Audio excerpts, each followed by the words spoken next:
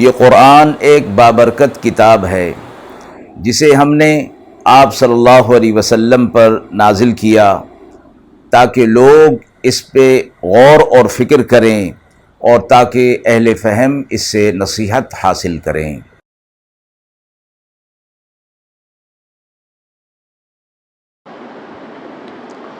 بسم اللہ الرحمن الرحیم۔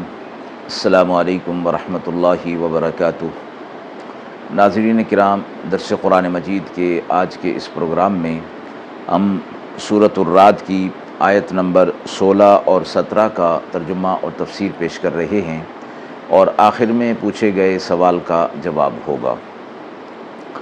اعوذ باللہ من الشیطان الرجیم، بسم اللہ الرحمن الرحیم۔ قل من رب السماوات والأرض قل لله قل أفاتخذتم من دونه أولياء لا يملكون لأنفسهم نفعا ولا ضرا قل هل يستوي الأعمى والبصير أم هل تستوي الظلمات والنور أم جعلوا لله شركاء خلقوا كخلقه فتشابه الخلق عليهم قل الله خالق كل شيء وهو الواحد القهار أنزل من السماء ماء فسالت أودية بقدرها فاحتمل السيل زبدا رابيا ومما يوقدون عليه في النار ابتغاء حلية أو متاع زبد مثله كذلك يضرب الله الحق والباطل فأما الزبد فيذهب جفاء وأما ما ينفع الناس فيمكث في الأرض كذلك يضرب الله الأمثال۔ آیات مبارکہ کا ترجمہ ملاحظہ فرمائیں۔ آپ کہہ دیجئے، کون ہے رب آسمان اور زمین کا؟ آپ فرما دیجئے کہ اللہ ہے۔ پھر کیا تم نے پکڑ لیے ہیں اس کے سوا ایسے حمایتی جو مالک نہیں اپنے نفع اور نقصان کے؟ آپ کہہ دیجئے، کیا برابر ہوتا ہے اندھا اور دیکھنے والا، یا کہیں برابر ہے اندھیرا اور اجالا؟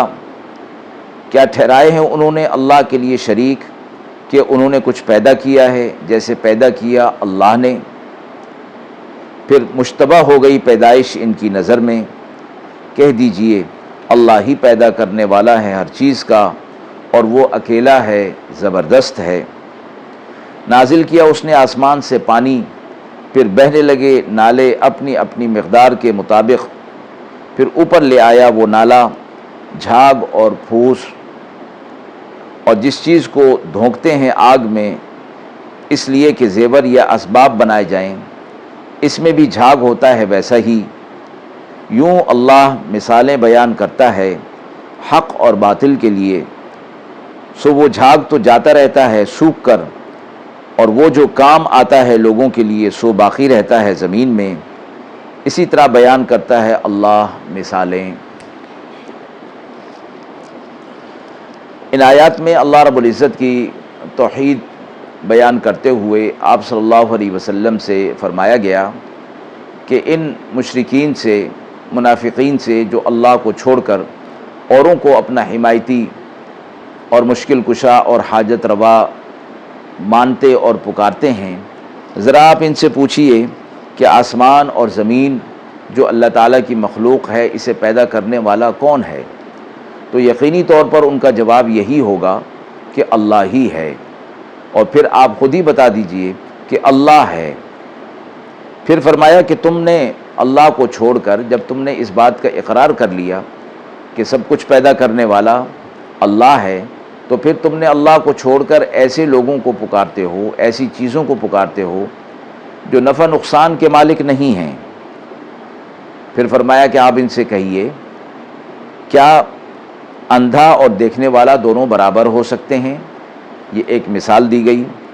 دوسری مثال پیش کی گئی، کیا اندھیرا اور اجالا برابر ہو سکتے ہیں؟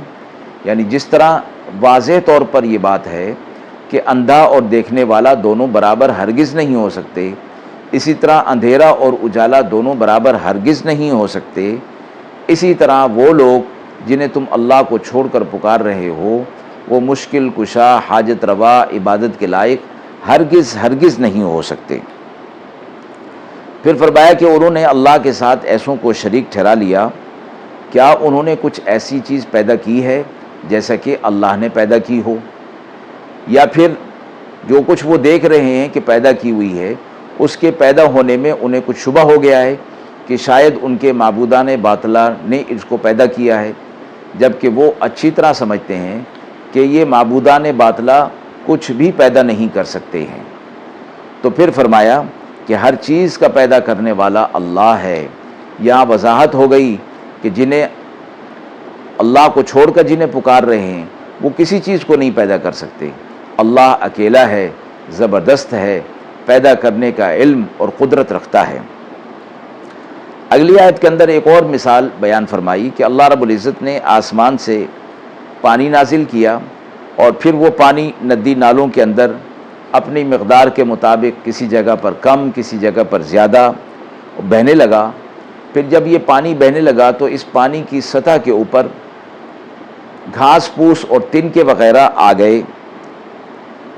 دوسری مثال دی کہ زیور وغیرہ بنانے کے لیے جب دھاتوں کو آگ کے اندر پکایا جاتا ہے اور تپایا جاتا ہے، دھونکا جاتا ہے، تو پھر اس میں ایک جھاگ نکلتا ہے جو کہ اس کا میل کچیل ہوتا ہے، وہ الگ ہو جاتا ہے۔ تو فرمایا کہ اللہ اس طرح حق اور باطل کی مثال بیان فرما رہا ہے۔ یہ دو مثالیں بیان فرمائی ہیں کہ جس طرح وہ پانی کے اوپر گھاس پھوس آ جاتا ہے اس کی کوئی حیثیت نہیں ہوتی، وہ ایک طرف ہو جاتا ہے۔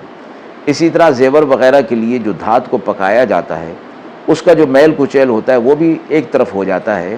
تو اللہ تبارک و تعالی اسی طرح حق اور باطل کو الگ کر دیتا ہے۔ اللہ نے حق کو غالب ہونے کے لیے پیدا کیا اور باطل مغلوب ہوگا، اگرچہ ابتدائی طور پر باطل جو ہے وہ غالب نظر آئے، لیکن بہرحال عاقبت اور انجام کے اعتبار سے حق ہی غالب ہونے والا ہے۔ تو فرمایا کہ پھر وہ گھاس پھوس اور جھاگ جو ہے وہ تو الگ ہو جاتا ہے اور باقی چیز جو لوگوں کی نفع کی ہوتی ہے وہ باقی رہ جاتی ہے۔ اللہ تبارک و تعالی اسی طرح مثال کو بیان فرماتا ہے تاکہ تم مشاہدے والی مثالوں کے ذریعے سے بات کو اچھی طرح ذہن نشین کر لو۔ آیات کے حوالے سے سوال پوچھا گیا ہے کہ قرآنی مثالوں کے بیان کرنے کا کیا مقصد ہے؟ قرآن مجید کے اندر اللہ رب العزت نے مختلف چیزوں کی مثالیں بیان فرمائی ہیں، اور ان مثالوں کے بیان کرنے کا مقصد یہ ہے کہ اس کے سیاق و سباق میں جو بات ہے وہ اچھی طرح ذہن نشین ہو جائے۔